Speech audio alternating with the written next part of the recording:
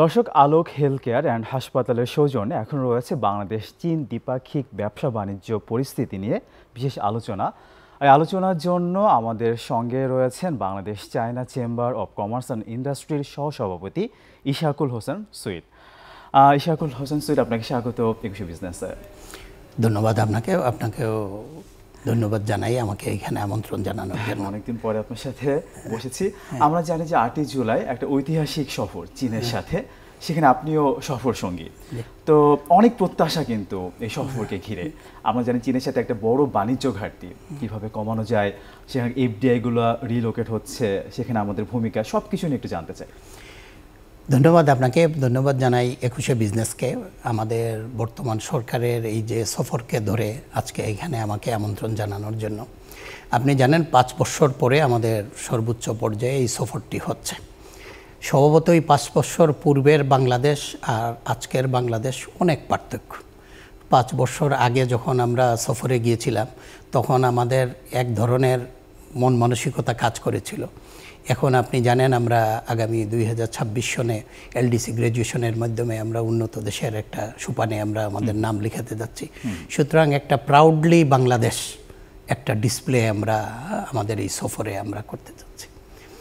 আপনি জানেন যে সফরটাতে আমরা যাচ্ছি সেটা চীন হলো শুধু আমাদের একটা পার্টনারই না, বিজনেস অংশীদারই না, সে আমাদের উন্নয়নের অংশীদার, ডেভেলপমেন্ট পার্টনার, উন্নয়ন সহযোগী।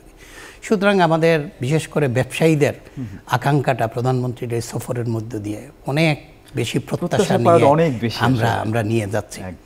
প্রথমে যদি আপনি আসেন যে ধরেন আপনার এক ধরনের একটা বাণিজ্য ঘাটতি নিয়ে সবসময় আপনারা যারা মিডিয়া বলেন যে বাণিজ্য ঘাটতিটা রয়েছে, এটা আসলে আপনাকে একটু বিবেচনা করতে হবে। চীন একটি বিশাল বৈচিত্র্যের দেশ, আর আপনার এটা একটি বদ্বীপ, অল্প জায়গা নিয়ে একটা ছোট্ট দেশ, এবং চীন হচ্ছে পৃথিবীর একটা কারখানা বলা হয়। সুতরাং সেই জায়গাতে তার সাথে ডেফিসিটি, সেটা তো একটা স্বাভাবিক, খুবই স্বাভাবিক, এটা আমাদের জন্য, অনেক দেশের জন্য এটা স্বাভাবিক। সুতরাং এইটাকে আসলে আমরা কি আমাদের মূল টাস্ক যে ডেফিসিটিটা আমরা যাচ্ছি হলো যে ধরেন আমাদের এইখানে কতগুলো এই বিগত এই 15-17 বৎসরে আমাদের দেশের যে উন্নয়নটা হয়েছে, আমরা উন্নয়নের যে মহাসড়কে আমরা যাত্রাটা করেছি, এই যাত্রাটাকে আমরা কিভাবে আরও বেশি আমরা ফাস্টার করতে পারি, আরও কিভাবে আমরা সারা পৃথিবীর বিনিয়োগের একটি আকর্ষণীয় জায়গা করতে পারি, এই চ্যালেঞ্জগুলো নিয়ে আমরা যাচ্ছি। আমরা কেন যাচ্ছি? যে আপনি জানেন যে চায়না তার টেকনোলজি, তার মেশিনারিজ, তার হলো আপনার ইন্টেলেকচুয়াল আইডিয়া, এই সবগুলো ক্ষেত্রে আমরা মনে করছি যে আমরা ব্যবসায়ীরা তাদের সাথে আমরা এক ধরনের একটা জয়েন্ট ভেঞ্চার, আমরা যদি এইখানে আমরা এক ধরনের একটা ব্যবসায়িক একটা সোপান রচনা করতে পারি, তাহলে আমাদের প্রযুক্তির হস্তান্তর। আপনি জানেন যে আমাদের এখানে আমাদের টেকনোলজি অনেক এগিয়েছে, কিন্তু আপনি সাইবার সিকিউরিটি, আমাদের আর্টিফিশিয়াল ইন্টেলেকচুয়াল, এই জায়গাগুলোতে কিন্তু আমাদের এখানে এই জায়গাতে কিন্তু তারা এক্সাম্পলারি, সারা পৃথিবীতে তারা একদম আছে। আমরা মনে করছি এই সফরের মধ্যে দিয়ে আমাদের এই সমস্যাগুলোর আরেকটি বিষয়, সেটা হলো আপনারা একটু সচেতনভাবে খেয়াল করবেন, বাংলাদেশের অর্থনীতি হলো বেসরকারি খাতের হাত ধরে, কিন্তু চায়নার কিন্তু সব কিছু হলো তার সরকার। সুতরাং চাইনিজ সরকারের সবসময় একটা তাদের আকাঙ্ক্ষা থাকে যে গভর্নমেন্ট টু গভর্নমেন্ট কাজ করা, কারণ সে প্রাইভেট সেক্টরের সাথে কাজে অভ্যস্ত না, কারণ তার ওইখানে সব স্টেট গভর্নমেন্ট তারা নির্দিষ্ট করা, কমিউনিস্ট পার্টি অফ চায়না, তাদের সব হলো তাদের রাষ্ট্রীয় রাজনৈতিক এজেন্ডাগুলো ধরে তারা আগায়। এইখানে আমরা মনে করছি আমাদের প্রধানমন্ত্রীর সফরের মধ্য দিয়ে আমরা এই সমস্যাগুলোর, আমরা দীর্ঘদিন ধরে বলে আসছিলাম, আপনি জানেন সারা পৃথিবীব্যাপী যে জিনিসটা আমরা সমস্যার সম্মুখীন সেটা হলো ডলার সংকট। আমরা দীর্ঘদিন ধরে ব্যবসায়ীরা বলে আসছিলাম যে এই ডলার সংকটটা কাটাতে হলে তাইলে ইউয়ান চাইনিজ মুদ্রায় যদি আমরা আমাদের এলসিগুলো করতে পারি, অনেক পরিমাণ আমদানি চীন থেকে হচ্ছে, কারণ আমাদের কাঁচামাল, আমাদের ক্যাপিটাল মেশিনারিজ, এইগুলা সব আমরা করছি চীনের সাথে। সুতরাং এই জায়গাতে যদি এটা আমরা ইউয়ান তাদের চাইনিজ কারেন্সিতে আমরা করতেছি, তাহলে এখানে একটি চাইনিজ ব্যাংকের প্রয়োজন। কারণ আমরা দীর্ঘদিন ধরে বলে আসছিলাম, বাংলাদেশ ব্যাংক আমাদের যারা কনসার্ন রয়েছে তাদের সাথে আলাপ করছি যে এই যোগানটা, কারণ যখন আপনি ইউএনএ আপনি এলসি করতে যাবেন তখন আপনার প্রয়োজন হবে এখানে এত পর্যাপ্ত পরিমাণে ইউএনের সরবরাহ, এখানে যদি তার ব্যাংক না থাকে তাহলে তো শুধুমাত্র আমাদের স্টেট ব্যাংক, বাংলাদেশ ব্যাংক এটার সরবরাহ করতে পারে না। সুতরাং আমরা মনে করি যে আমাদের দীর্ঘদিনের যে ব্যবসায়ীদের চাওয়া পাওয়া, বর্তমান প্রধানমন্ত্রীর এই সফরের মধ্যে দিয়ে চাইনিজ একটি ব্যাংকের এইখানে সূচনা হবে এবং এর মাধ্যমে আমরা যারা মানে কি ইম্পোর্ট করছি আমরা যেন চাইনিজ মুদ্রায় আমরা যেন এলসিগুলো ওপেন করতে পারি, এই সমস্যাটা আরেকটা সন্ধান। এটাকে আমরা একটা বড় ধরনের আশা আকাঙ্ক্ষার জায়গা দিই। দ্বিতীয় যেটা আমরা দেখতে চাচ্ছি সেটা হলো, আপনি জানেন দীর্ঘদিন ধরেই আমরা চেষ্টা করছি যে আমাদের এখানে চাইনিজ বিনিয়োগটা এফডিআই আনতে হলে আপনি জানেন এইখানকার এনভায়রনমেন্টটা, এইখানকার ব্যবসায়িক সুযোগ সুবিধাগুলোকে আরও বেশি ট্রান্সপারেন্ট। আমরা তো ধরেন এইখানকার লোকাল যারা এন্টারপ্রেনার, আমরা we are not happy that. আমরা এই জায়গাতে আমরা নিজেরাই সুখী না যে এই আমাদের বিভিন্ন মানে কি রেগুলেটরি যারা বডি আছেন তারা খুবই আন্তরিক, কিন্তু আমাদের হয়েছে কি কর্মগুলো করতে গিয়ে আমরা দেখছি যে এত বেশি আমরা এইখানে চ্যালেঞ্জের মোকাবেলা করছি। সুতরাং আমি মনে করি যে চাইনিজ বিনিয়োগটা আনতে গেলে যখন বিনিয়োগ আসবে তখন আমাদের এই সমস্যাগুলো আমাদের আরও বেশি সামনে আসবে এবং তাড়াতাড়ি এটা সমাধান হবে। খুবই দরকার। সেটা যদি ধরেন মানে চাইনিজ এন্টারপ্রেনারের জন্য হয় তাহলে বাংলাদেশের এন্টারপ্রেনারের জন্য নিশ্চয় হয়ে যাবে। সুতরাং আমরা মনে করছি এটাকে আমাদের একটা বড় আশা আকাঙ্ক্ষার জায়গা। দ্বিতীয় যেটা হলো, জানেন আপনারা অনেকগুলো আমাদের প্রধানমন্ত্রী চ্যালেঞ্জ নিয়ে অনেকগুলো ইকোনমিক জোন করেছেন। এটা আমাদের পজিটিভ দিক। হ্যাঁ, যে ইকোনমি এই জায়গাগুলোতে আপনি কি করবেন, আমরা এন্টারপ্রেনারদেরকে তো এইখানে সুযোগ দিতে হবে। পাশাপাশি আমরা যদি চাইনিজ যে ধরেন তার এইখানে যে বাংলাদেশ থেকে সে যদি চায়না থেকে সাইকেল এক্সপোর্ট করে ইউরোপে, তাহলে তার 30% তাকে ট্যাক্স দিতে হবে। তো সে যদি এই সাইকেলটা বাংলাদেশ থেকে পাঠায় তাহলে সে বরঞ্চ বাংলাদেশ সরকার আরও তার ইনসেন্টিভ পাবে এবং সে মানে আর কি তাকে এখানে ডিউটি দিতে হবে না, ডিউটি ফ্রি অ্যাক্সেসটা সে পাবে অন্তত 26 সাল পর্যন্ত। পজিটিভ দিকেও কিছু আমরা পাচ্ছি। আমরা যদি বলি ডেমোগ্রাফিক ডিভিডেন্ড, তরুণ কর্মশক্তি আমাদের অনেক বেশি, সেটা তো ওয়ান্ডারফুল আপনার। এবং অলরেডি আমরা 3 বছর লস্ট করেছি, যে 3 বছরের আগে আমাদের যে সংখ্যাটা 60% ছিল সেটা এখন 40%, কিন্তু এখনো 40% ইজ এনাফ ফর দ্যাট মানে ডেমোক্রেটিক মানে কি পিপুল ডিভিডেন্ড, যেটা আপনি সেটাকে কাজে লাগানোর জন্য ইকোনমিতে একটা, এবং সারা পৃথিবী কিন্তু এই ডেমোক্রেটিক ডিভিডেন্ড কাজে লাগিয়েই কিন্তু উন্নত দেশ হয়েছে, একই কাজ করেছে। তো আমাদেরও কিন্তু এই চ্যালেঞ্জের টাইমে প্রধানমন্ত্রীর সফর নিঃসন্দেহে আমরা খুবই আশাবাদী যে আমরা এই সফরের থেকে আমাদের কিন্তু মজুরিটাও কিন্তু কম, অনেক কম এখনো পজিটিভ দিক আমরা এখানে মনে করছি। এবং এখনো ধরেন অন্যান্য সারা পৃথিবীর কম্পিটিটিভে এখানে আমাদের এখানে শ্রম, এইখানে নানান কারণে আমাদের সরকারের সহযোগিতা, বিশেষ করে আপনার অন্য সময় দেখেন সরকারের সহযোগিতাগুলো পাওয়া যেত না, কিন্তু বর্তমান সরকারের এই 3 টার্মের আমরা দেখেছি যে সরকার সহযোগিতার জন্য ব্যবসায়ীদের ক্ষেত্রে বিশেষ করে সহযোগিতার ক্ষেত্রটা, ইনভেস্টমেন্টের ক্ষেত্রে প্রধানমন্ত্রীর মানে আলাদা ডেস্কই রয়েছে, আমাদের মাননীয় প্রধানমন্ত্রী বেসরকারি উপদেষ্টা মহোদয় রয়েছেন, দিন রাত ওনারা এই ক্ষেত্রে কিভাবে সহযোগিতাগুলোকে আরও বেশি এক্সিলারেট করা যায় এটার জন্য ওনারা চেষ্টা করছেন। সুতরাং আমি মনে করি যে আমাদের এই সফরটা আমাদের জন্য খুবই আশাব্যঞ্জক এবং আমরা আমাদেরকে অনেক দূর এগিয়ে নিয়ে যাবে দেশ হিসাবে। আমরা আরো অনেক কথা আপনার কাছ থেকে জানবো, তার আগে ছোট একটা বিরতি নিয়ে আসি। দর্শক, নিচ্ছি একটা বিরতি, ফিরে আসবো একটু পরে, আমাদের সঙ্গেই থাকুন।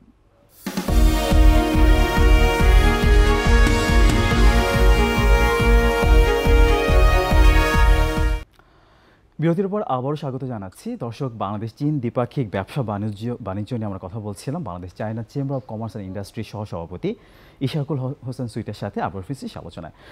ইশাকুল হোসেন সুইট, আমরা আসলে একটা ঐতিহাসিক সফর নিয়ে কথা বলছিলাম, অনেক আশার কথা শুনছিলাম আপনার কাছ থেকে। একটু জানতে চাইবো যে নতুন কি প্রকল্পের অর্থায়ন হতে পারে। আমরা সড়ক রেলের কথা শুনছি, সেখানে 9টি প্রকল্পের কথা আমরা শুনতে পাচ্ছি, কতটা অর্থায়ন আমরা পেতে পারি, এমনকি বাণিজ্য ঘাটতি পূরণেও একটা অর্থায়নের কথা শুনতে পাচ্ছি। তো এই বিষয়গুলোকে আপনি কীভাবে দেখছেন? শুনেন, যেহেতু চায়না আমাদের বড় উন্নয়ন অংশীদার, সেই ক্ষেত্রে আমাদের যত ক্ষেত্রে আমাদের সহযোগিতার ক্ষেত্র রয়েছে, মাননীয় প্রধানমন্ত্রী এবং ওনার ডেডিকেটেড যে ওনার মিনিস্ট্রি রয়েছেন, মন্ত্রণালয় রয়েছেন, প্রধানমন্ত্রী কার্যালয় এই বিষয়গুলো নিয়ে কাজ করছেন। আজকে আপনারা পত্রপত্রিকায় ইতিমধ্যে দেখে থাকবেন যে অনেকগুলো প্রায় 10টি প্রজেক্টের জন্য আমরা ফিন্যান্সিংয়ের জন্য আমরা মানসিকভাবে প্রস্তুতি হয়ে যাচ্ছি।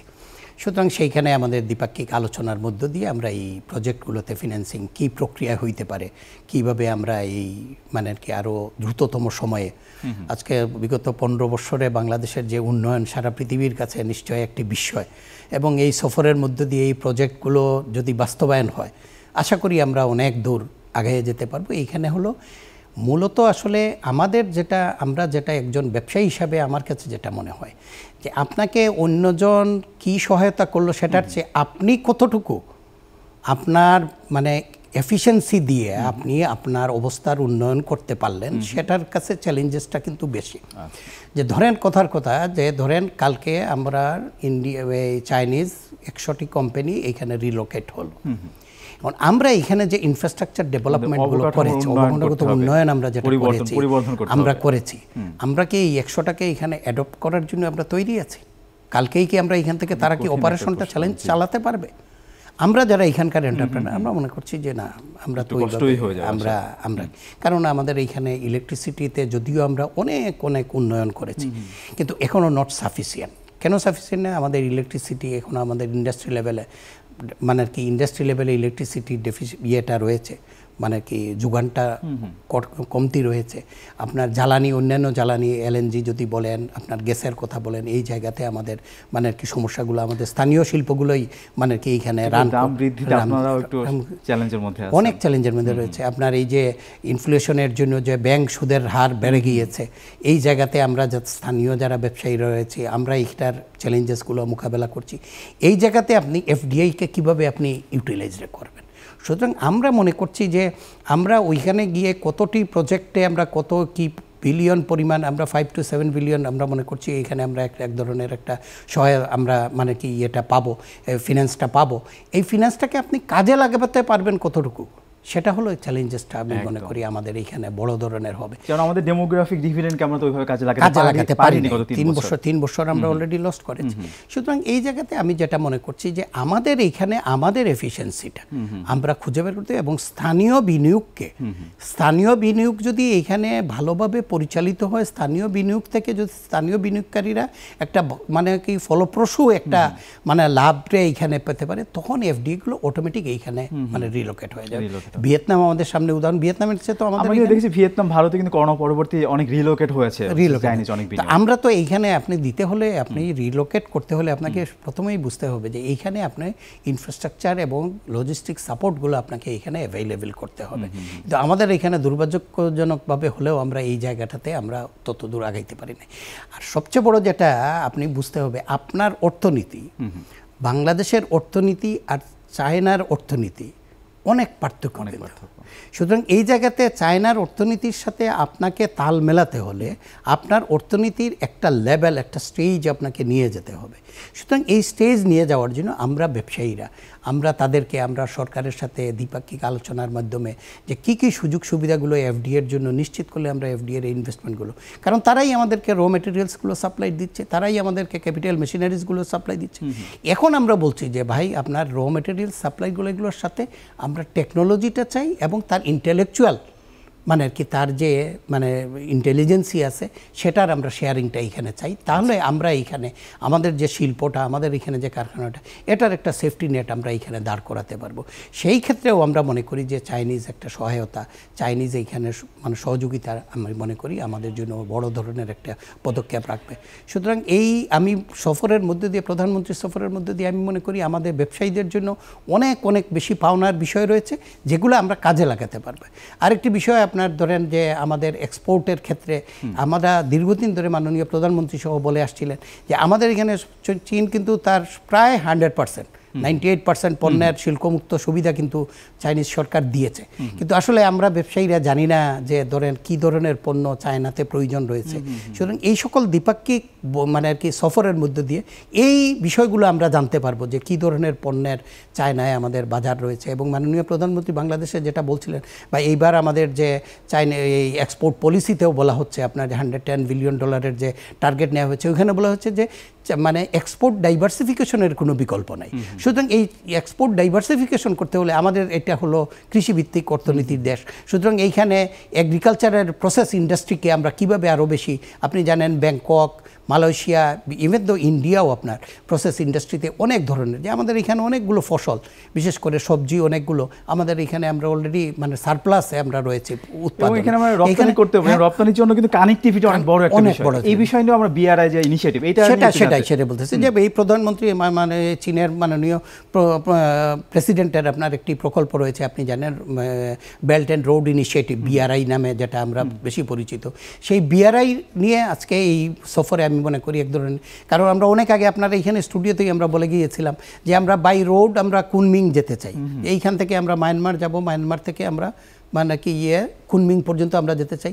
এই কানেক্টিভিটিটা, কারণ বিজনেসের ক্ষেত্রে কানেক্টিভিটিটা একটা বড় ধরনের বিষয়। আপনি যদি এখানে এক্সপোর্ট বাড়াতে হয় তাহলে আপনার এখানে কানেক্টিভিটিটা আপনার একটা বড় প্রোডাক্টটা পৌঁছাতে হবে। সুতরাং এই জায়গাতে আমি মনে করি যে এই সফরে আমরা এই বিআরআই, আমাদের এক্সপোর্ট ডাইভার্সিফিকেশন, মানে বিভিন্ন ধরনের পণ্যের আমরা কিভাবে বহুমাত্রিকতা আনতে পারি, আমরা কিভাবে আমাদের প্রসেস ইন্ডাস্ট্রিটা আনতে পারি। জানতে চাইবো কি পরিমাণে আসলে অর্থায়ন পেতে পারি, কি আশাবাদ ব্যক্ত করবেন?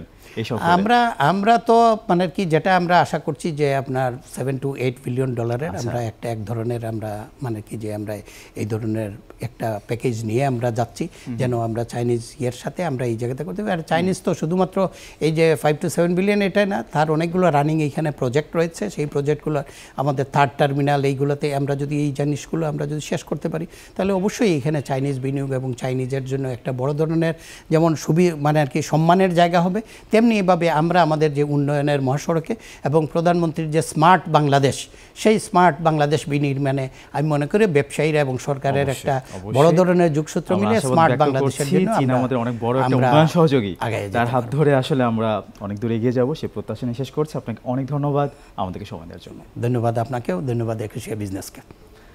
দর্শক, এতক্ষণ আলোক হেলথ কেয়ার অ্যান্ড হাসপাতালের সৌজন্যে বাংলাদেশ চীন দ্বিপাক্ষিক ব্যবসা বাণিজ্যের নানা দিক ও করণীয় কথা বলছিলেন Bangladesh China chamber of commerce and ইন্ডাস্ট্রির সহসভাপতি ইশাকুল হোসেন সৈয়দ। দর্শক, নিচ্ছি একটা বিরতি, দুপুর 2:35 আবারও ফিরে আসবো বিজনেসে আরও আয়োজনে, আমাদের সঙ্গেই থাকুন।